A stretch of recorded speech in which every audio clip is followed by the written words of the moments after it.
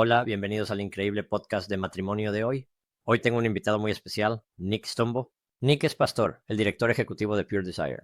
Nick fue adicto a la pornografía hace casi 15 años. Él y su esposa encontraron esperanza y sanación a través del asesoramiento y los ministerios de grupo de Pure Desire. Su divulgación pública como pastor a su congregación llevó a un renacimiento de perdón y sanación y al lanzamiento de grupos de recuperación para hombres y mujeres. Pure Desire y el grupo Barna han realizado un nuevo estudio sobre el impacto de la pornografía en los cristianos en la iglesia y ya está disponible. La mayoría de ustedes saben que me apasiona ayudar a las personas con la pornografía. Nick está en la primera línea de la lucha. Creo que este es un podcast muy importante para todos nosotros por la palabra. Todos vamos a ser afectados por la pornografía de una forma u otra. Vamos al estudio y conozcamos a Nick ahora mismo. Bueno, Nick, bienvenido al podcast de Awesome Marriage. Estoy muy emocionado de tenerte hoy para esta conversación sobre un tema que creo que está en el corazón de ambos al tratar de ayudar a las personas. Así que estoy muy contento de que estés aquí hoy. Gracias por venir. Muchas gracias por invitarme. Es un privilegio. Compartir sobre esto y ayudar a las personas a avanzar en una conversación que puede ser muy difícil de tener. Absolutamente. Muy difícil de tener para tantas personas. Así que vamos a sumergirnos en nuestros ministerios. El grupo Barna tiene un nuevo estudio sobre cómo la pornografía está impactando a los cristianos. Entonces, ¿alguno de esos hallazgos en el estudio te sorprendió? Creo que sí. Sabes, estábamos observando, este es el mundo en el que hacemos ministerio y tratamos de ayudar a hombres y mujeres a liberarse de todo tipo de comportamiento sexual compulsivo. Y así, escuchamos a la gente hablar sobre este tema y me daría cuenta de que esa estadística es de hace 10 años. Esa estadística es de hace 12 años. Esa estadística tiene 20 años. Y estábamos buscando qué se ha hecho de nuevo y realmente no hay mucho por ahí. Hubo algunos estudios anecdóticos realizados, generalmente en campus universitarios, pero en términos de entender ampliamente lo que ha sucedido en la Iglesia y en los últimos 7, 8 años, hemos vivido la epidemia de COVID. Hemos visto cambios increíbles ocurrir en nuestra cultura con la fluidez de género. Hemos observado cómo el movimiento Me Too ha ido y venido, y el wokeismo y todo eso, y solo queríamos saber qué impacto está teniendo esto en la Iglesia y en los cristianos, porque creo que es un área en la que queremos sentir que hemos hecho algo, queremos sentir que hay progreso. Bueno, claro, todos saben que esto está sucediendo y estoy seguro de que la gente está recibiendo ayuda. Y queríamos saber, ¿la gente está mejorando o no? Y así, para hacer esa pregunta, ya sabes, ¿estás viendo pornografía? Ese siempre es el punto de partida de los porcentajes están subiendo o bajando, y estoy seguro de que a la mayoría de la gente probablemente no le sorprenderá saber que los números siguen creciendo. Encontramos que el número promedio ahora es 61% de la población general y 54% de los cristianos practicantes. Y así, la encuesta aclaró que alguien queer tenía que expresar que su fe era importante para ellos y que van a la iglesia regularmente. Entonces fueron categorizados como cristianos practicantes. Y así, según mi conocimiento, es la primera vez en la historia que una mayoría de cristianos que asisten a la iglesia dirían, en algún grado, estoy viendo pornografía. Y eso incluiría a hombres y mujeres. Así que si lo desglosas, es más del 70% de los hombres cristianos, pero es un 40% completo de las mujeres cristianas. Las mujeres cristianas practicantes dicen, sí, también estoy viendo pornografía, al menos de manera ocasional. Y así creo que en ese sentido es sorprendente porque sí, sabemos que la gente lucha, pero cuando realmente vemos los números y sabemos que estas son personas que se sientan en la iglesia semana tras semana, y hay una mayoría de nosotros que diría, necesito ayuda. Y esa fue tal vez la estadística con la que lo asociaría. Eso para mí fue muy sorprendente. Se les preguntó a las personas, ¿quién te está ayudando? Así que esto fue solo para personas que marcaron que ven pornografía en algún grado. Se les hizo la pregunta de seguimiento, ¿quién te está ayudando a evitar la pornografía? Y se les dio todas las posibles respuestas de un cónyuge, un amigo, un padre, un líder religioso, un consejero, ya sabes, lo que sea. Un adulto ni siquiera sé. Y luego, por supuesto, una de las opciones era nadie. Y el 84% de las personas marcaron nadie. Nadie me está ayudando a evitar la pornografía. Y creo que eso captura la atención del momento en el que estamos, que la mayoría de nosotros dice, esta es una batalla en mi vida. Y la gran mayoría de esas personas dice, y estoy completamente solo en esta batalla. Soy solo yo tratando de no hacer lo que he estado haciendo durante mucho tiempo. Y así, ya sabes, esa esperanza ahí, si esto se convierte en una oportunidad para decir, hombre, podemos ayudarnos unos a otros como iglesias, como líderes, como padres, podemos ayudar a cambiar ese número. Porque si eres un cristiano practicante, deberías poder decir absolutamente, alguien me está ayudando. Sí, sí. Creo que siempre ha sido algo de lo que la gente no habla. Sabes, creo que si alguien se levanta en la iglesia y dice soy alcohólico, quiero ayuda, la gente va a rodearlo. Pero nadie se levanta en la iglesia y dice soy adicto a la pornografía. Necesito que la gente me ayude. ¿Sabes? Simplemente está ese estigma, supongo, ¿eh? Ha estado ahí para tantas personas. Creo que es interesante cómo esos números se acercan cada vez más entre cristianos y no cristianos que ven pornografía. Pero lo que me molesta es probablemente lo que te molestó a ti, que el 84% no está recibiendo ninguna ayuda. Y así que yo simplemente no creo que la pornografía sea algo con lo que lidies por tu cuenta. ¿Estás de acuerdo? Absolutamente. Eso es, ya sabes, yo. No, la forma en que lo digo es que la enfermedad y el remedio no pueden ser la misma medicina. Y una parte significativa de nuestra enfermedad es que estoy aislado. Hay un nivel de secreto con el que estoy lidiando, y debido a eso, a menudo siento un nivel de vergüenza y un miedo de que si la gente realmente supiera lo que estoy haciendo, si supieran las cosas en las que he pensado o hecho o en las que me he involucrado, me rechazarían.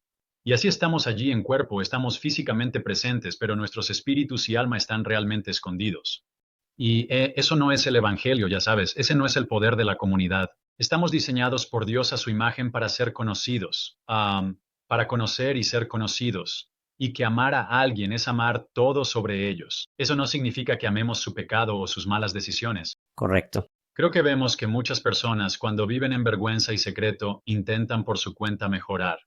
Esa es una gran parte de la razón por la que muchas personas dicen, bueno, he intentado parar, he intentado no hacerlo, lo he confesado e intentado dejarlo, pero lo están haciendo con su propio poder. Y cuando lo hacemos por nuestra cuenta y todavía hay esa vergüenza y secreto, a veces es tan conveniente o fácil, o simplemente hemos creado tantas excusas en nuestras propias formas de pensar que podemos volver a caer en ello. Así que si la vergüenza y el secreto son la enfermedad, entonces la apertura, la comunidad y el amor lo son. Es realmente de lo que se trata la sanación. Oh, absolutamente. Simplemente no puedo, ¿sabes? He tenido tantas personas que en consejería me dirán, ¿sabes? Nunca le he contado a nadie sobre esto. Y pueden haber estado adictos durante años, volviendo a algunos de ustedes en la infancia, ¿sabes? Donde han estado expuestos a ello.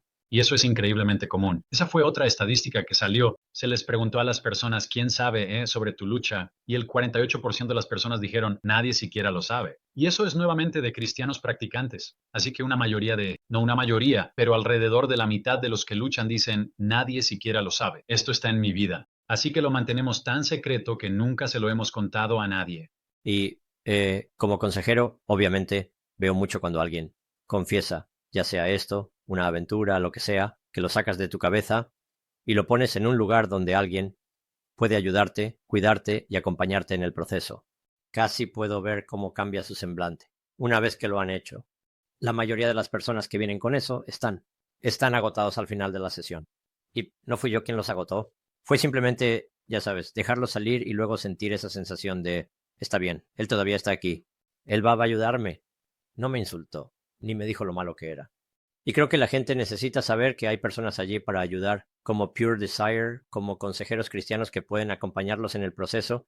Quiero volver a la estadística del 40% de mujeres, porque hemos visto que ha crecido a lo largo de los años. Me sorprende un poco. Ahora está en un 40%. ¿Cómo ves el crecimiento en eso? ¿Qué crees que hay detrás de eso? Además del enemigo, ¿qué hay detrás de eso? Parte de lo que está impulsando ese crecimiento son las mujeres más jóvenes. Sabes, cuando lo miras, lo desglosas por generaciones. Mujeres millennials, es decir, mujeres en sus 30 medios a finales de los 20, y luego mujeres de la generación Z, es decir, mujeres en sus 20 tempranos. Esos números son mucho más altos. El 62% de las mujeres millennials, el 64% de las mujeres de la generación Z dicen sí, estoy luchando. Lo estoy viendo hasta cierto punto. Y mucho de eso, creo, es como el péndulo que oscila en una cultura donde si miras esos mismos números para los hombres jóvenes, estamos llegando al 90% para los hombres de la generación Z. Y piensas en que si los hombres universitarios prácticamente todos están involucrados en la pornografía hasta cierto punto, Creo que hay un factor de curiosidad en el que las mujeres se preguntan, bueno, ¿en qué están todos los chicos? El grupo demográfico de consumo de pornografía que más rápido está creciendo es el de las mujeres en edad universitaria. Ahora, eso no significa que sean el grupo demográfico más grande, pero sí es el que está creciendo más rápido. Y creo que estamos viendo una cultura que ha normalizado tanto el contenido sexual que las mujeres que tal vez no están tan naturalmente inclinadas a buscarlo, se preguntan, ¿en qué están interesados los chicos? O algo se les está compartiendo y están siendo atraídas hacia algo a lo que su cerebro reacciona de la manera en que Dios diseñó nuestro cerebro para reaccionar ante la sexualidad humana y la desnudez de alguien del sexo opuesto, de esta atracción, esta intriga, este impulso de querer eso y el hecho de que podría estar mal. Esa naturaleza tabú en realidad eleva algunos de nuestros neuroquímicos, lo cual, nuevamente, está entrelazado con cómo Dios diseñó el cerebro para responder a situaciones intensas y a la excitación. Pero esos sistemas han sido secuestrados por el pecado y Satanás y ahora se están utilizando para atraernos hacia comportamientos adictivos. Y eso puede suceder tanto en mujeres como en hombres. Yo diría que en Pure Desire, el rango de lo que las mujeres enfrentan tiende a ser más amplio. Los hombres son más visuales y por eso hay un camino muy típico de uso de pornografía que luego puede elevarse desde allí.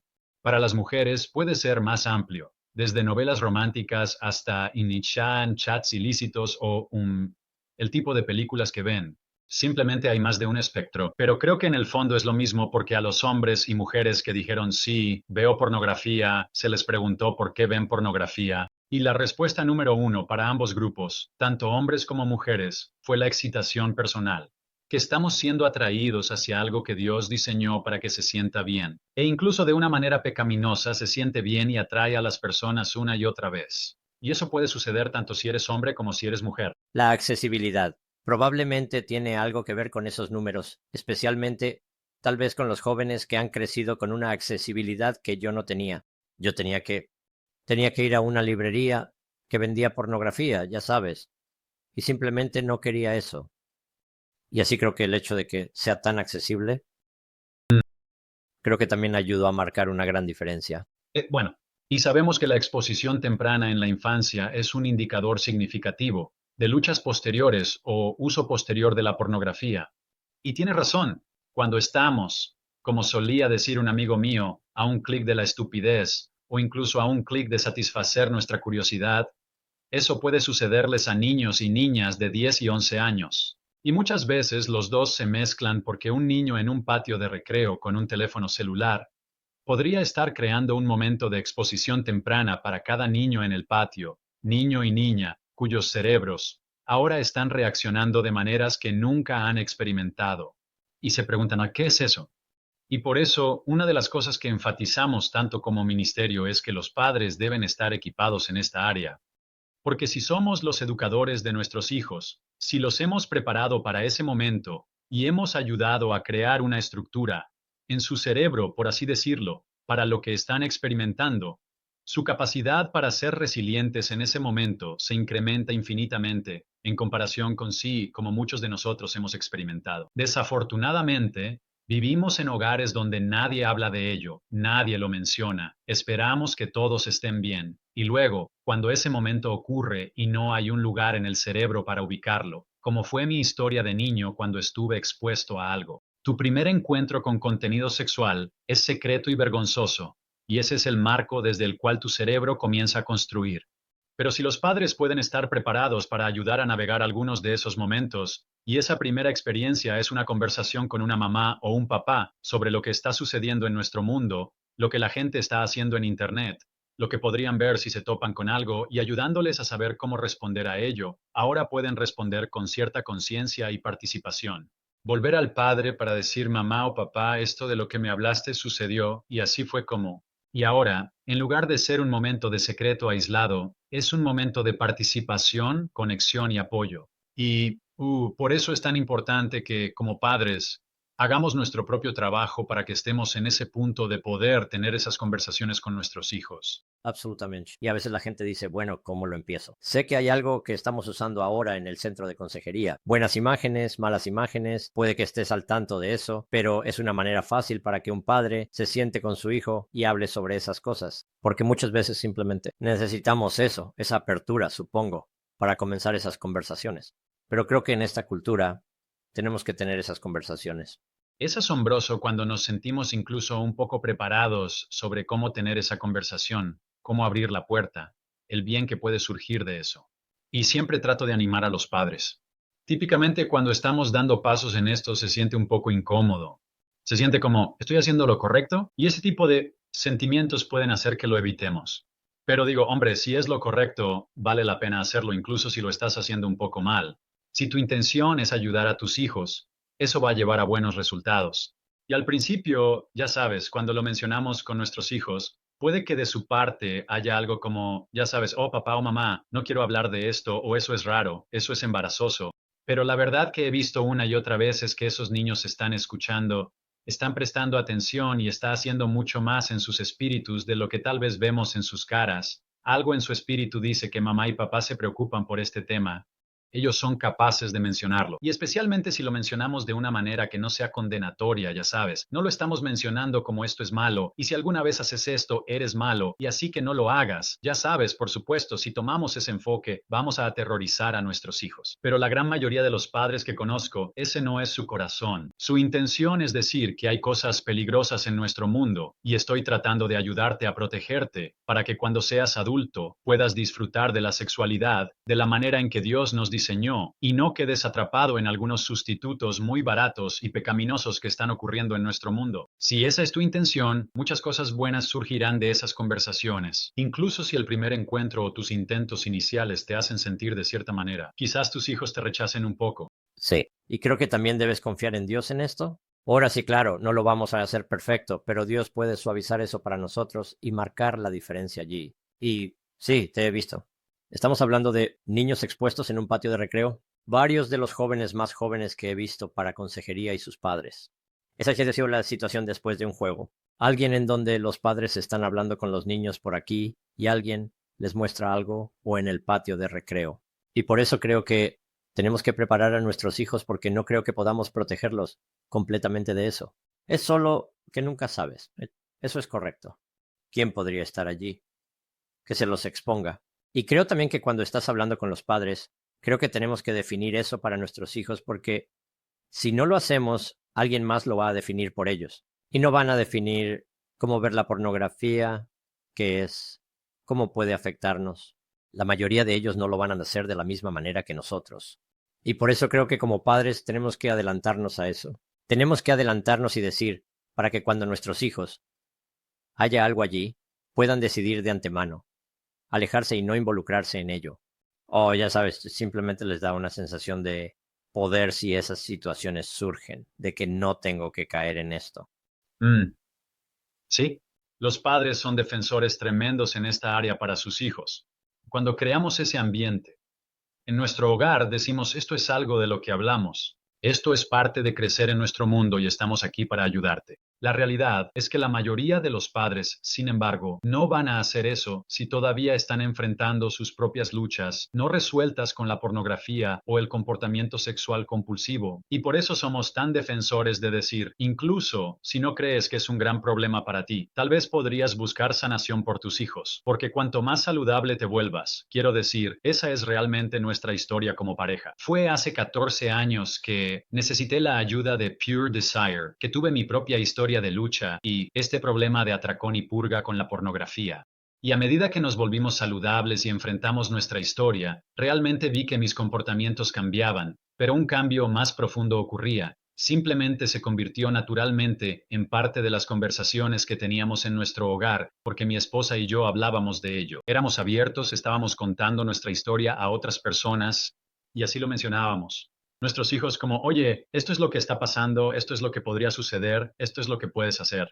Y no era algo forzado, como ya sabes, haz lo que digo, no lo que hago. Era una especie de resultado de nuestro propio crecimiento. Y así que si pudiera animar a los padres en algún área, como, bueno, ¿por dónde empiezo? Un verdadero punto de partida, es decir, ¿qué tan saludable estás? ¿Todavía estás lidiando con algunos asuntos no resueltos o comportamientos compulsivos? Porque si te adentras en tu historia, obtendrás algunas ideas sobre cómo ayudar a tus hijos que, no conozco otra manera de llegar allí. Y luego sí, hay un montón de excelente material educativo y de equipamiento disponible. Peer Desire acaba de lanzar algunos, así que también tenemos eso. Pero no puedo enfatizar lo suficiente. Lo importante que es que hagamos nuestro propio trabajo para que tengamos una historia que contar a nuestros hijos. Ese es un consejo tan bueno, porque creo que lo es. Y creo que tal vez escuchar esto para algunas personas sea un desencadenante. Está bien, es hora de que me ocupe de eso.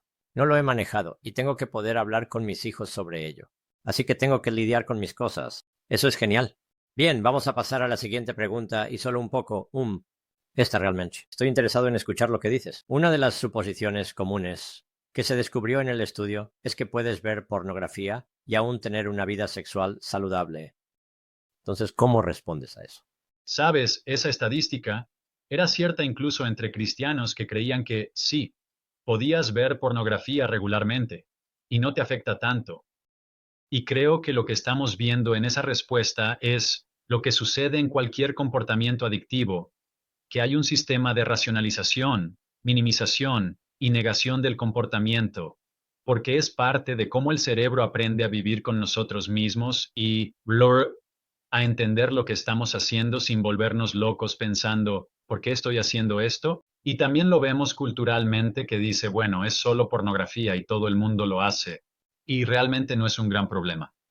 Y creo que esa es una mentalidad que está integrada en la iglesia, que puedo tener aquí mis relaciones normales y saludables, y luego, por este lado, de vez en cuando, involucrarme en algo como la pornografía, pero que los dos no se impactarán mutuamente. Y la verdad, una de las cosas que sabemos de la ciencia del cerebro, y de nuevo hablamos de la ciencia del cerebro, no estamos dejando atrás el cristianismo o la fe. Estamos hablando de cómo diseñó Dios el cerebro, y una de las realidades que conocemos sobre el cerebro es que hay centros de placer y neuroquímicos que se activan y no saben la diferencia entre una experiencia artificial y una real. Y así hay partes de tu cerebro que si estás viendo pornografía, están tratando esa experiencia como si fuera una persona real. La forma en que se liberan los químicos de unión, la manera en que el placer se asocia con lo que estás mirando, y pensar que eso puede suceder aquí y no afectar mis relaciones reales, es realmente una negación de la ciencia. Es una negación de cómo funciona el cerebro, porque estamos destinados a ser seres integrados, que nuestro cerebro y cuerpo estén en armonía, nuestras almas funcionen juntas, para estar en comunidad y en un matrimonio, para estar en una relación exclusiva con esa persona. Y así, la pornografía es todo lo contrario a eso. Pero creo que, de nuevo, estamos viendo en los datos una aceptación de una visión muy mundana que quiere justificarlo. Esto no es gran cosa. Cuando todos los datos y la ciencia, y luego añadiría los resultados que ocurren en la vida de las personas, porque las personas que ven pornografía tienen muchas más probabilidades de divorciarse, tienen muchas más probabilidades de tener una aventura, como encontramos en los datos, tienen representaciones mucho más fuertes de salud mental negativa, estado de ser. Es claro que nos impacta en muchos, muchos niveles. Y así, al mirar eso y decir, ¿sabes qué? Esto me está afectando. Y tal vez diga, bueno, nadie más está siendo lastimado. Si pudiera comenzar diciendo, pero me está lastimando a mí, está perjudicando mi capacidad de tener relaciones saludables. Necesito lidiar con esto. Entonces, creo que podríamos tener un poco del motivo que necesitamos para buscar el cambio. Sí, es tan bueno porque creo que, al igual que muchas cosas, creo que en nuestra cultura lo hemos suavizado, hemos intentado, como dijiste, racionalizarlo o hacer que parezca que no es tan malo. Sabes, todo me duele cuando, desde un punto de vista de consejería, sé que nos lastima. He visto la devastación que causa en la persona y ciertamente en el cónyuge y la situación familiar y como eso, sabes, tengo una familia. Vi donde el abuelo era adicto a la pornografía, el padre era adicto a la pornografía y el hijo, a quien conocí cuando era joven y odiaba la pornografía, volvió a mí como adulto y también estaba enfermo, ¿sabes? Lidiando con adicción a la pornografía. Así que es algo que tenemos que entender. Otra cosa en la que siempre pienso también, esto es 1 billón. Probablemente sepas mejor que yo cuántos miles de millones de dólares mueve esta industria. No van a desaparecer. No van a decir de repente, oh, estamos lastimando a la gente y por eso vamos a cerrar el negocio. Simplemente no lo harán. Y por eso tenemos que averiguar cómo combatirlo. Hay tanta verdad en eso. Es un gran negocio, es mucho dinero. ¿Sabes? Si miras lo que está sucediendo, hay, afortunadamente, una lucha cultural contra una de las compañías de pornografía más grandes, debido a las formas en que han continuado perpetuando la violencia sexual y mostrando videos de menores y no retirándolos del sitio. Están siendo demandados. Y lo que encuentras debajo de la superficie es que no querían quitarlos porque estaban ganando millones de dólares con esos videos. Porque en nuestra depravación, cuanto más fuera de lo común, abusivo, violento, es un video, más visitas recibe. Y así que creo que ese es un punto. Muy bien hecho. A veces pensamos en la pornografía como una especie de objeto inofensivo e inerte, como, bueno, son solo personas desnudas. Pero si en cambio pensamos en la pornografía como un negocio vicioso y monstruoso que quiere apoderarse de nuestras relaciones y hay miles de millones de dólares detrás de ello, nos damos cuenta, wow, necesitamos una respuesta más fuerte.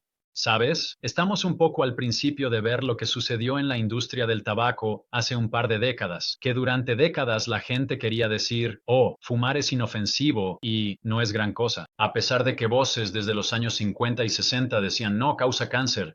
Y tenemos investigaciones que prueban que causa cáncer.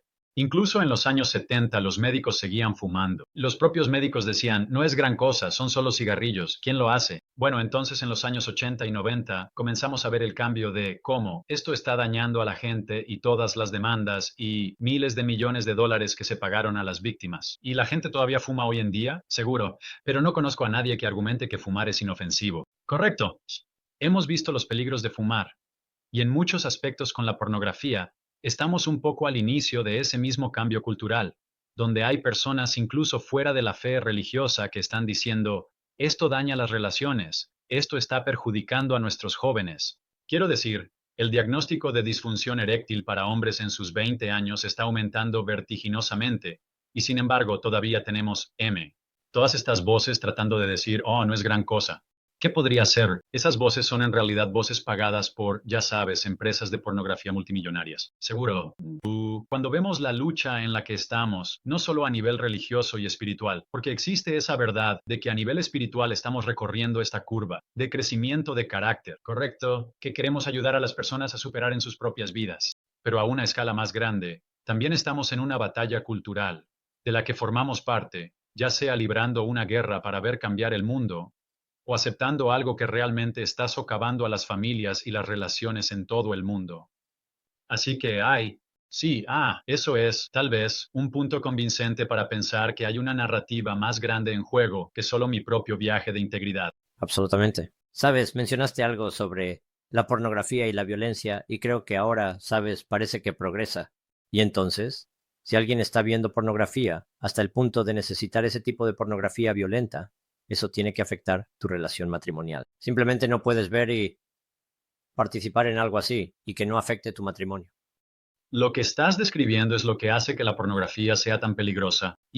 Sabemos que esto es cierto en muchos otros comportamientos adictivos que el cerebro y el cuerpo experimentan. Lo que llamamos tolerancia y habituación, que lo que estamos haciendo actualmente, porque no fue diseñado para satisfacer, no nos da ese mismo subidón o golpe o lo que sea que estábamos buscando. Y entonces, ya sea drogas, alcohol, juegos de azar o pornografía y sexo, necesitamos un poco más. Y tal vez hace un año dijimos, bueno, nunca haré eso. Pero ahora nos encontramos haciéndolo porque todavía estamos buscando el mismo nivel de subidón o emoción que experimentamos antes. Pero necesitamos más y más. Y así progresa. Y te diré, es un lugar muy triste cuando alguien viene a consejería o a un grupo y han cruzado líneas. Están haciendo cosas que incluso les disgustan a ellos mismos, pero se encuentran haciéndolas como, ¿por qué estoy haciendo esto? Bueno, es todo este proceso de tolerancia y el cerebro necesitando más y más. Y así en tu relación tal vez sientas que, bueno, sabes, ahora mismo no me está afectando tanto, pero lo hará. De nuevo, no es solo una cosa inerte que no te afecta. Es progresivo por naturaleza. Eso es lo que sucede. E incluso si ahora sentimos que es manejable, si no hacemos algo al respecto, continuará creciendo. Y para cuando vemos el impacto en nuestras relaciones, a menudo es demasiado tarde. ¿Sabes? Miras el número de líderes cristianos que están perdiendo ministerios y reputaciones, porque para cuando se supo, estaba tan avanzado que la única opción era que las cosas se disolvieran. Ya, o probablemente escuches esas historias de parejas en el matrimonio también. Para cuando el matrimonio explota, la ayuda se necesitaba hace 5 y 10 años. Así que trato de decirles a hombres y mujeres todo el tiempo, como si esto está en tu vida de alguna manera, es como reconocer que hay algún veneno en nuestra relación. ¿No harías todo lo posible para sacar ese veneno y no esperar hasta que conduzca a algún tipo de muerte?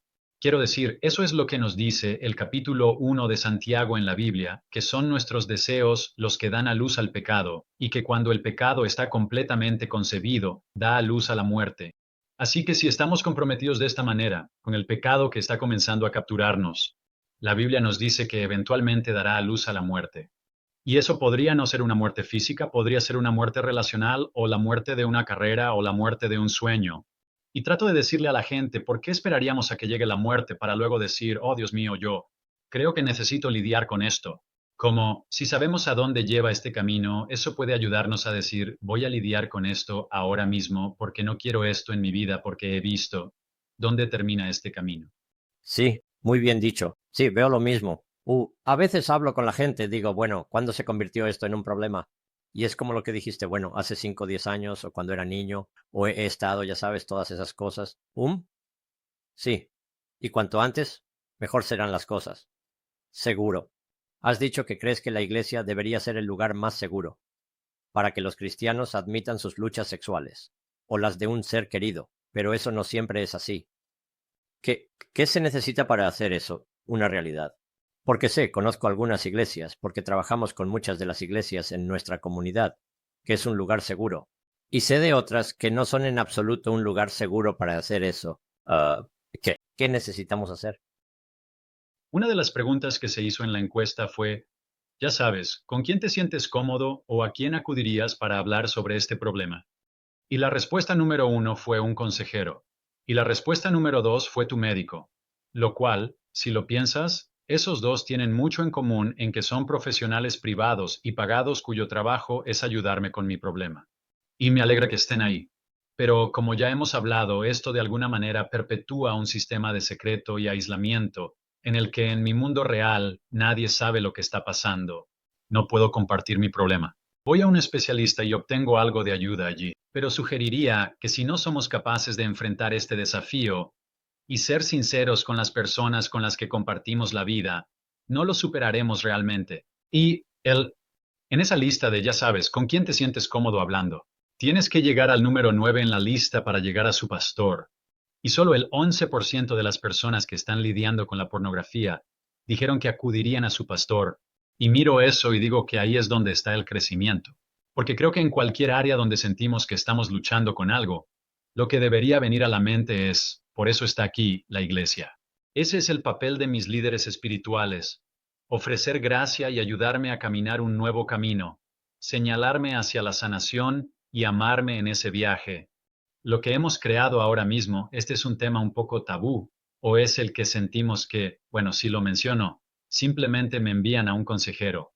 Y eso es para algunas iglesias. Su método número 1 es, bueno, enviamos a las personas a un consejero y sentimos que estamos haciendo bien. Pero si todo lo que hacemos es enviar a las personas a un consejero, podríamos estar diciendo en esencia, tu problema es demasiado grande y complicado para que lo manejemos. Ve a otro lugar y lidia con esto en privado. Y luego regresa y actúa como si todo estuviera bien, igual que el resto de nosotros. Y así que creo que para llegar a lo que veo siendo donde la iglesia puede ayudar o cómo se ve, eh, es cuando las iglesias dicen que este es un lugar donde está bien no estar bien, ya sabes, para usar un sermón de Andy Stanley, como no tienes que ser perfecto para ser amado y aceptado aquí. Y luego nombrar específicamente algo sobre la sexualidad, porque creo que lo que sucede es que damos mucho el mensaje de que no tienes que ser perfecto. Y lo que la gente escucha es, bueno, si luchas con la ira o comer en exceso o ser adicto al trabajo, estos vicios más aceptables, entonces serás amado. Pero nuestra sexualidad es de naturaleza tan personal y puede tener un elemento de vergüenza detrás que lo que encuentro es que la gente realmente se descalifica a sí misma y dice, bueno, sí, pero no mi pecado. porque si la gente supiera el tipo de pornografía que veo o las líneas que he cruzado, me rechazarían. Y creo que para ser claros, para aquellos que tienen ese papel en una iglesia desde el frente, para que la gente diga que eso incluye nuestra sexualidad, y si estás luchando con la pornografía, tenemos un plan. Estamos aquí para abrazar y ayudar y, para señalar hacia la libertad y la sanación. No tienes que esconder esto. Ahora bien, creo que por otro lado, para las iglesias lo vemos como dos extremos. Como si no hiciéramos nada o todos necesitan saberlo todo. Y como desde el púlpito necesitamos estar diciendo los pecados de todos. Y yo solo diría que hay algunos puntos intermedios realmente saludables. Eso no significa que no digamos nada y no significa que tengamos que ventilar los trapos sucios de la gente desde el escenario. Es crear una cultura de gracia donde la gente sepa. Sabes, he escuchado a mi iglesia hablar sobre la pornografía y la sexualidad. Los he escuchado ofrecer ayuda y soluciones. Y sé que hay grupos, hay una comunidad en nuestra iglesia que se reúne específicamente para ayudar a las personas con este tema. Bueno, entonces cuando hay quebrantamiento, cuando hay dolor que sale a la luz, ¿han escuchado esas cosas? Sabes, una de las cosas que desafiaré a un pastor, iglesia o líder, espero que de una manera saludable, es simplemente decir, si alguien esta noche en casa encuentra pornografía en el celular de su cónyuge, ¿saben a quién llamar en su iglesia? ¿O saben a quién acudir para pedir ayuda? Porque si no está absolutamente claro, puedo decirte que no van a acudir a la iglesia porque la persona promedio no va a llamar a la secretaria o contactar a alguien que no conocen y decir, oye, acabo de encontrar pornografía en el teléfono de mi esposo, porque se siente como una acusación contra su matrimonio y contra ellos mismos. Van a ir a un consejero, y así les digo a las iglesias, ¿cómo podríamos crear esa respuesta cuando si algo explota en el matrimonio, ellos digan, ¿sabes qué? Nuestra iglesia ayuda a las personas en esta área específica. Y he visto ese nombre y ese número de teléfono en el sitio web o está ese correo electrónico. Vamos a contactar, vamos a obtener ayuda. Y muchas personas que vienen a nosotros aquí en Pure Desire, eso es lo que escuchamos de ellos, es que no hay nada en mi comunidad, mi iglesia no está haciendo nada. Esa también fue una de las preguntas en la encuesta. ¿Tiene su iglesia un plan para ayudar a las personas con la pornografía? Y solo el 10% de las iglesias dijeron que tenían un plan. De hecho, se les hizo la pregunta a los pastores. Solo el 9% de los pastores dijeron que tenían un plan. Y el 10% de las personas pensaban que su iglesia tenía un plan. Así que estamos en aproximadamente la misma categoría allí. Pero eso aún significa que la gran mayoría de las iglesias no tienen un plan, no tienen un ministerio, no tienen oportunidad de ayudar a la mayoría de su iglesia, que está luchando con este tema. Y creo que ese es el punto de cambio. Las iglesias ven, podemos hacer esto. Podemos ser ese lugar seguro. Podemos crear ese ambiente. Y si hacemos eso, va a ayudar a muchas más personas de lo que quizás nos damos cuenta. Absolutamente. Sí, y creo que nosotros. Conozco iglesias que están tratando de llegar allí y creo que tenemos que hacerlo. Le dije a alguien, hace solo un par de meses que estaba viendo y dije, bueno, ¿qué pasa con tu pastor? Hablando con él, ese no es un lugar seguro. Mi iglesia no es un lugar seguro. Y le dije, vamos a encontrarte una iglesia diferente ahora mismo. Necesitas tener un lugar donde sientas que puedes entrar y eres amado y cuidado y no eres condenado y van a pasar por esto contigo. Y creo que esas iglesias van a destacar porque siendo un problema tan grande como lo es la pornografía, sí, van a destacar porque en algún momento, con suerte, todos dirán, tengo que buscar ayuda. Seguro, seguro. Estamos viendo una cultura cada vez más impactada y la gente están buscando una mejor manera. Y creo que es una oportunidad para que la iglesia sea esa luz, para ofrecer esperanza. Sabes, esto es lo que vimos debido a nuestra propia historia. Pude llevar mi historia a nuestra iglesia como pastor y compartirla. Oye, encontramos sanación y queremos tener esa misma oportunidad para ti. Y cuando lo hicimos como iglesia, fue realmente notable cuántas personas estaban entrando en grupos, personas que nunca hubieras esperado, como esto está tocando tu vida. Sí, también estaba tocando sus vidas. Y cuando la iglesia ayudó a las personas allí, simplemente cambió toda la cultura de nuestra iglesia a sentir que, hombre, si podemos hablar sobre ese tema, podemos hablar de cualquier cosa. Y si ayudamos a las personas con ese tema, ayudamos a las personas con cualquier cosa. Y realmente creo que fue un cambio de juego para ser vistos como un lugar seguro para que las personas obtengan ayuda. Sí, absolutamente. Sabes, estaba pensando, si un pastor fuera lo suficientemente valiente y la congregación estuviera dispuesta un domingo por la mañana a decir, Todos los que alguna vez han visto pornografía, pónganse de pie. Y creo que probablemente verías, creo que si algún hombre no se levantara, pensaría un poco, está bien. ¿Dónde te escondiste toda tu vida? Sí, pero la gente necesita saber que es un problema y está presente. No estás aislado y no eres el único que está lidiando con esto. Y no eres el único que ha cruzado esas líneas. Y hay ayuda y esperanza para ti. No has cometido el pecado imperdonable. Eso seguro. Así que si tenemos a alguien hoy que está escuchando, están luchando con la pornografía, o tal vez su cónyuge estaba luchando con la pornografía y ahora están lidiando con la traición.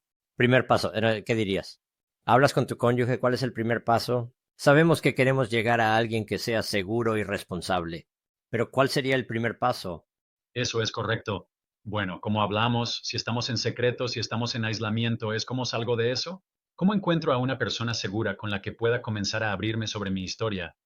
Y añadiría que, desafortunadamente, a demasiadas personas se les ha dicho que necesitan ir a su cónyuge ahora mismo y contarles todo. Y creo que la intención detrás de eso es buena, pero lo que hemos visto es que el resultado suele ser muy perjudicial, porque típicamente, si el cónyuge es la primera persona a la que acudimos, todavía estamos atrapados en nuestras propias estructuras de negación y vamos a compartir una media confesión. Y siempre hay más por venir. Y puede crear un ciclo muy dañino donde hay más y más y más. Y ahora el cónyuge está siendo traumatizado porque no sé cómo lidiar con todo esto. Y tienen todo tipo de preguntas. Así que diría que debe haber honestidad y verdad en el matrimonio. Pero eso típicamente no es el primer paso, que el primer paso es obtener ayuda. Así que no se trata solo de contarle a alguien, sino que, como abogamos en Pure Desire, se trata de involucrarse en un entorno grupal intencional que reúna a otras personas que están teniendo la misma lucha, para caminar por un camino de sanación. Y los grupos de Pure Desire se reúnen en más de 1,200 iglesias en todo nuestro país. Tenemos grupos en línea, pero hay varios otros grupos que también tienen grupos. Sabes, la Sociedad de Sansón es una excelente opción. Incluso hay sexahólicos anónimos, hay comunidades, 4, 2, 3 y Pure Life Alliance y lugares que dicen que estamos tratando de equipar a las personas para un viaje de sanación. Y si pudieras comenzar a dar pasos hacia tu propia salud, si pudieras empezar a tratar el problema con otras personas que están brindando ese apoyo, entonces he escuchado a muchas personas hablar sobre su viaje y dirán cómo, después de un poco de tiempo, un mes o dos, sienten que salen de una niebla. Han estado tan atrapados en su sistema que ni siquiera pueden ver con precisión lo que está sucediendo. Y cuando salen de esa niebla, entonces puedes comenzar a armar tu historia de una manera que sea apropiada para compartir con tu cónyuge, porque esa sanación tiene que ocurrir en el matrimonio. Pero por lo general, necesitas hacer parte de tu propio trabajo primero. Así que ve y consulta a ese consejero si sientes que tienes un pastor que es seguro. Ve a verlos y luego busca dar pasos, no solo con un ayudante profesional, sino también en una comunidad de apoyo. Porque o de esa comunidad de apoyo, entonces estarás equipado para tal vez dar los pasos en tu relación o matrimonio que necesitas. Hay tanta sabiduría en eso, porque creo que tienes razón. Porque creo que cuando si puedes acercarte a tu cónyuge más tarde y decir, he sido adicto a la pornografía, pero esto es lo que he hecho, esta es la ayuda que estoy recibiendo. Y ahora es el momento de confesarte porque, te quiero. Pero sé que estoy en un camino de sanación y sabes algo así en el momento apropiado, porque la esposa está sorprendida. Ahora, creo que lo otro probablemente es lo que veo. Muchas veces la esposa descubre, y estamos hablando más de hombres que de mujeres aquí, pero la esposa descubre que, lo sorprende, se sienta en su teléfono. Entonces, ¿qué dirías en esa situación como su primer paso donde mi esposa lo encontró? Bueno, cuando ha habido un descubrimiento, eso a menudo acelera la necesidad de que el cónyuge adicto o en dificultades se sincere. Pero cuanto más puedas hacer eso con apoyo y no solo, ya sabes, en un momento impulsado por las emociones, intenta sacarlo todo. Sabes, usamos la metáfora de que es un poco como vomitar emocionalmente. Intento sacarlo todo y en realidad me siento genial, como, oh, lo saqué. Pero hay un tremendo desorden con el que todos los demás tienen que lidiar. Y así, si ambos cónyuges, incluso ese cónyuge traicionado o herido, hay grupos de apoyo para ti, hay consejeros para ti que pueden ayudarte a entender lo que sientes. Uno de los peligros que encuentro en los que caen muchos matrimonios es que hay una especie de actitud de necesito saber todo ahora mismo.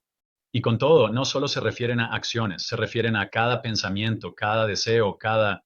Y en realidad se convierte en demasiados detalles. Eso no ayuda a largo plazo. Y así, si ambos pueden obtener apoyo y entender, está bien, sabemos que tenemos un problema. Ahora vamos a enfrentarlo completamente y no solo. Pensar que en una noche cargada de emociones vamos a superarlo todo. Así que tener apoyo para ambos y realmente educarse es una gran parte de esto. Tenemos un podcast semanal sobre adicción a la pornografía y recuperación. Hay una serie de excelentes recursos disponibles para comenzar a escuchar, aprender y entender lo que está sucediendo en nuestra situación, para que veamos los pasos a seguir. Así que creo que para ambos, de nuevo, es simplemente cómo pueden encontrar apoyo y no pasar por esto solos, lo que creará la mayor probabilidad de que esto pueda tener un resultado positivo, porque eso es lo otro que añadiría. Hemos trabajado con tantas parejas que vienen a nosotros en su día más oscuro, pero un año o dos después. Y sé que para algunos al principio eso podría sonar como un año, como eso es tan lejano. Eso no significa que, ya sabes, todo sea malo hasta un año o dos, pero que lo es. Es un proceso y lleva tiempo. Pero tenemos tantas parejas que miran atrás y dicen, esto es lo mejor que nos ha pasado. Y es como, ¿qué estás diciendo? Has pasado por tanto dolor y como... Pero el crecimiento que ha surgido de ello, la forma en que ahora nos conectamos como pareja, estamos caminando en libertad, estamos siendo honestos el uno con el otro. Ha cambiado nuestro matrimonio para bien. Podemos escuchar eso todo el tiempo y creo que eso es lo que motiva. Nos motiva al hacer lo que hacemos. No se trata solo de detener un comportamiento. Esto puede transformar toda tu vida y tu matrimonio, pero tienes que estar dispuesto a hacer un trabajo arduo. Y realmente ambos necesitarán ese apoyo. Ambos necesitan un grupo. Así que te encuentren esos grupos como Pure Desire y otros que ofrecen ese apoyo y que les equiparán para tener el tipo de conversaciones que necesitan tener en el matrimonio. Sí, y me encanta que hayas dado eso como un año o algo así más adelante. Así que la gente tiene esperanza, y no es una solución fácil. Nunca he visto que sea una solución rápida. Quiero decir, ciertamente, Dios podría hacernos un milagro y que todo esté bien, pero creo que Él quiere que pasemos por ese proceso. Y he escuchado lo mismo de las parejas. Odiamos lo que sucedió, pero nuestro matrimonio nunca ha sido más fuerte. Y he visto que eso sucede una y otra vez. Requiere trabajo y no es fácil. Correcto. Quiero decir, simplemente requiere. Requiere tiempo y tienes que tener gente alrededor. Tienes que tener responsabilidad y no puede ser tu cónyuge. Eso es correcto. Hablemos. Sobre la confesión, parte de ello lo mencionaste porque he experimentado lo mismo cuando un cónyuge llega a ese punto de confesión con su pareja y se siente realmente bien porque lo ha sacado y el cónyuge está saliendo de este agujero. No sabían que iban a ser puestos en él. Pero en el panorama completo de la confesión, ¿cómo es importante para el proceso de sanación? La confesión es vital, pero también puede ser malinterpretada. Creo que en mi camino como joven, cuando estaba luchando con la pornografía, la confesión, en mi entendimiento era la meta, que si pudiera simplemente confesarlo y obtener ayuda, entonces sería libre. Y muchas personas ven la confesión como la meta o el punto final, cuando en realidad la confesión es el comienzo.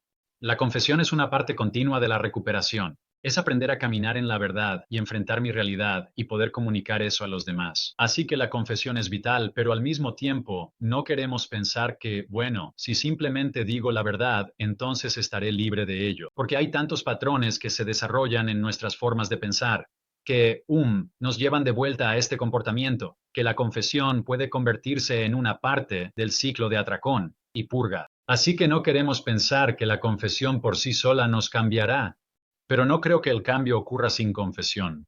Y así creo, nuevamente como hemos estado hablando, que al encontrar apoyo, aprender a contar toda tu historia a otro hombre o a otra mujer y sacarlo todo es muy útil. Y luego, con su apoyo, tal vez poder decir cuál es la mejor manera y cuáles son las partes correctas de esto para compartir con mi cónyuge, para que pueda aprender a ser abierto con ellos y podamos comenzar a recorrer este camino juntos. Así que la confesión es muy necesaria, pero es una parte dentro de un proceso más amplio de cambio, no la totalidad del proceso en sí. Y creo que si pudiéramos abordar eso, todavía existe esta mentalidad de que, hombre, si solo voy al altar o simplemente voy a mi cónyuge y lo confieso todo, hombre, seré libre. Y la verdad es que es un poco como cuando Jesús dice, ya sabes, el demonio fue expulsado del hombre y sin embargo regresó y encontró la casa toda limpia y ordenada. y trajo de vuelta a 5 de sus amigos, porque no se había producido ningún cambio. La confesión podría expulsar al demonio, pero luego tenemos que llenar nuestra vida con otras estrategias, comunidad y formas de vivir de manera diferente para que el comportamiento no regrese con fuerza. Porque esa ha sido la experiencia de tantos hombres y mujeres. Estoy de acuerdo, absolutamente. No lo es el primer paso. Así que quiero hablar un poco más sobre la responsabilidad. Lo hemos mencionado. Hemos hablado de lo importante que es tener a alguien responsable, pero he tenido problemas. He tenido chicos que han tenido problemas para encontrar a alguien o conseguir a alguien que realmente haga lo que se necesita como compañero de responsabilidad. Así que danos una especie de definición. ¿Cómo se ve la responsabilidad para que realmente funcione? Esa es la ventaja de estar en un grupo semanal como un grupo de deseo puro, porque tienes algunos compañeros de responsabilidad incorporados, que son los hombres o las mujeres con los que te comprometes a ser real. Lo que me gusta decir sobre la responsabilidad es que a menudo la abordamos al revés. Hacemos la responsabilidad diciendo, te doy permiso para llamarme en cualquier momento, revisa conmigo esta semana y pregúntame cómo estoy, y te lo diré. Y realmente, en ese escenario, le hemos dado a otra persona la responsabilidad de nuestro cambio, porque ahora depende de ellos llamar, depende de ellos revisar, depende de ellos llevar esa carga por nosotros. Cuando la verdadera responsabilidad se trata de que yo aprenda a ser responsable de mis propias acciones y comportamientos. Y así es como le digo a otro hombre o a otra mujer, me comprometo a ponerme en contacto contigo y aquí están los momentos o días de esta semana en los que voy a informar por mí mismo sobre estas áreas en las que me comprometo a hacer cambios. Y no vas a tener que acosarme o perseguirme. Voy a ser transparente. Y el martes por la mañana te voy a informar. ¿He sido fiel a mis compromisos en línea? ¿He evitado esas áreas problemáticas? ¿Estoy siendo sincero con mi cónyuge? Y cuando mantenemos la responsabilidad y nosotros mismos, ya sabes, nos comunicamos, eso es lo que es la rendición de cuentas. Porque la rendición de cuentas y la responsabilidad realmente van de la mano. Y así que tenemos que asegurarnos de que sí, tenemos personas con las que podemos ser completamente honestos, pero que estamos asumiendo el peso de eso y no esperando que alguien más nos vigile y se asegure de que lo estamos haciendo bien. Vamos a ser nosotros los que digamos, no, voy a vivir una vida transparente y te voy a contar cómo me va. Y porque escuchas eso y eres parte de ello, entonces estoy siendo responsable ante ti. Sí, eso es muy bueno. Creo que eso es exactamente lo que debe suceder. Y sabes, he sido responsable para algunos chicos en el pasado y, estoy totalmente de acuerdo. Si yo estaba haciendo las citas y estaba haciendo todas esas cosas, de alguna manera los estaba rescatando o quitándoles la carga, cuando eso es parte de su proceso de sanación. Pero también sé que el compañero de responsabilidad tiene que ser alguien que esté dispuesto a enfrentarte. Si necesitas a alguien que te confronte, que te ame tanto, que se preocupe lo suficiente por ti como para enfrentarte si es necesario, o para, ya sabes, creo que siempre es muy bueno si es alguien que ha superado, digamos, la pornografía y ahora está sanado porque conoce todos los trucos y entonces pueden, ya sabes, podrías estar. No podrás engañar a esa persona y a veces pasas por eso. Creo que antes de realmente llegar a ser, dejar que la responsabilidad sea lo que necesitamos que sea para que funcione para nosotros. Así que sí, creo que es una parte tan esencial de ello. Y he visto a personas intentar hacerlo sin eso, y simplemente no creo que se pueda. Creo que tenemos que tener eso. Tal como dijiste, estamos creados para la comunidad. Quiero decir, Jesús tenía su comunidad, y bueno, Jesús necesitaba una comunidad cuando caminó por esta tierra. Ciertamente nosotros también necesitamos una comunidad. Hablemos un poco sobre la vergüenza. Lo hemos tocado. Creo que es algo tan difícil. He tenido a muchos hombres decir, no tenía idea de cómo esto iba a herir a mi esposa. No tenía idea de cómo esto la iba a afectar. ¿Cómo pueden comenzar a hacer las paces consigo mismos y realmente empezar a verse como Dios los ve? ¿Cuál es el proceso en eso? Puede ser útil pensar en lo que realmente es la vergüenza, porque creo que sentimos vergüenza.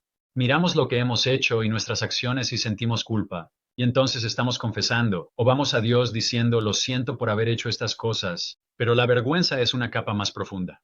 Esa vergüenza generalmente está asociada con un sentido de nuestro valor que dice que hay algo malo en mí, que soy algo malo. Y encuentro que para muchos hombres y mujeres cristianos, le dirán a Dios o tal vez incluso a otra persona sobre las cosas malas que han hecho, pero aún sienten vergüenza. Es porque bajo la superficie piensan que Dios ha perdonado lo que han hecho. Pero ¿cómo puede Dios perdonar quién soy? Y si reconocemos que estamos cargando vergüenza y una especie de nivel de identidad, entonces creo que ganamos algunas herramientas para lidiar con ello, para presentarnos ante Dios y saber que Él no nos ve a través del lente de nuestras acciones y luego nos define, que nos ve a través del lente de Cristo y que quienes somos está en Cristo, y que el objetivo completo del Evangelio es realmente disipar la vergüenza. Para decir que no eres malo, no hay nada malo contigo. No estás separado de mi amor. Eres mío, eres mi hijo, tú eres. Se te ha dado el depósito del Espíritu Santo y esa pieza central de identidad que dice, oh, esto es quien soy. Ahora, bueno, todavía podría tomar malas decisiones o involucrarme en cosas pecaminosas, pero mi identidad central está sellada en quien Dios me hizo ser. Y una de las cosas que hemos encontrado, y por eso una experiencia grupal, estar en comunidad con otras personas es tan vital, es porque ese sentido de vergüenza y de identidad propia a menudo no cambia solo al obtener más verdad en nuestro cerebro, como aprender más y escuchar otro sermón o leer un libro. Hay algo en ello que debe ser experimentado, porque la vergüenza que tenemos generalmente está arraigada en nuestras vidas debido a traumas o experiencias pasadas donde heredamos un mensaje que dice, hay algo mal en mí, no soy lo suficientemente bueno, no estoy a la altura. Y necesitamos experiencias positivas del amor y la verdad de Dios para superar esas experiencias negativas. Y es en la relación con otras personas donde el mensaje de vergüenza realmente comienza a disiparse.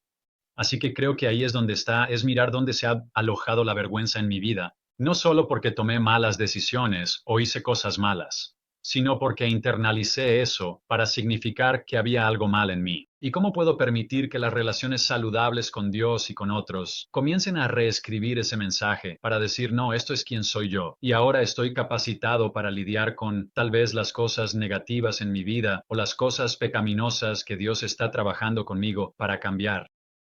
Absolutamente. Y sabiendo que al enemigo le encantaría que continuáramos viviendo bajo la vergüenza.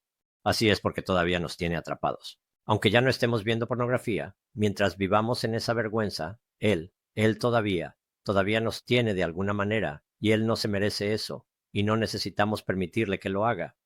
Así que me encanta que hayamos cubierto muchas cosas buenas allí. ¿Algún pensamiento final? Espero que al escuchar esta charla hoy, lo que venga a la mente sean formas en las que tal vez hemos caído presa del espíritu de la época, por así decirlo, donde como, bueno, no es solo pornografía. Y sí, está ahí afuera, pero ese no es realmente el problema. Cuando pienso que eso es lo que el enemigo de nuestras almas quiere que creamos, que esto es solo una cosa menor. Cuando comienzas a tener la conversación como lo hicimos, ves que esto ha infiltrado nuestras formas de pensar y creer por todas partes. Y cuando estamos dispuestos a pausar, profundizar y abordarlo de una manera muy saludable, impactará todo, para bien. Si vemos las maneras en que hemos sido heridos en nuestra sexualidad, en formas en las que nos hemos involucrado, comportamientos que simplemente se han convertido en parte de nuestra forma de pensar, la libertad que podemos experimentar va mucho más allá de simplemente dejar de hacer lo malo. Y así ese sería mi pensamiento final al decir que este viaje vale la pena. Si encuentras que esto está en tu vida de alguna manera, porque tal vez piensas como yo lo hice, bueno, al menos no soy tan malo como esas personas.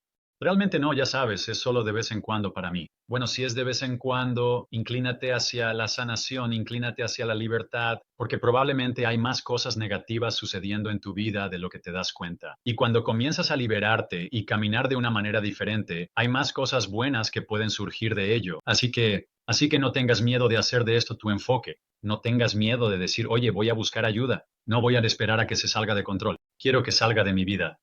Y realmente vale la pena. Y creo que vamos a ver cosas buenas en esta área a medida que las personas encuentren sanación y se sientan libres de hablar de ello con otros.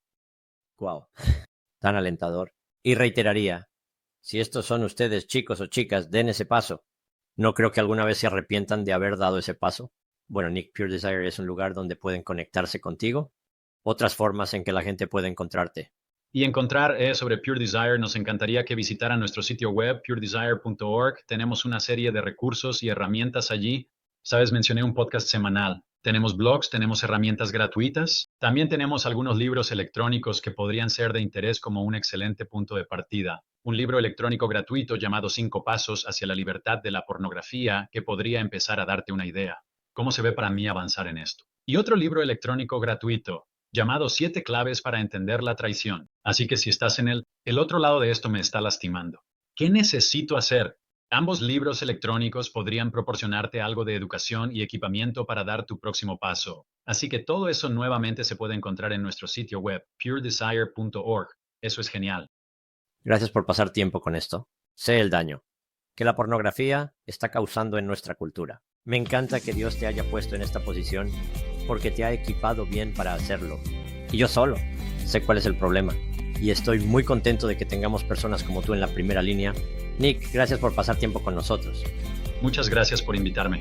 Aprecio mucho la conversación. Gracias.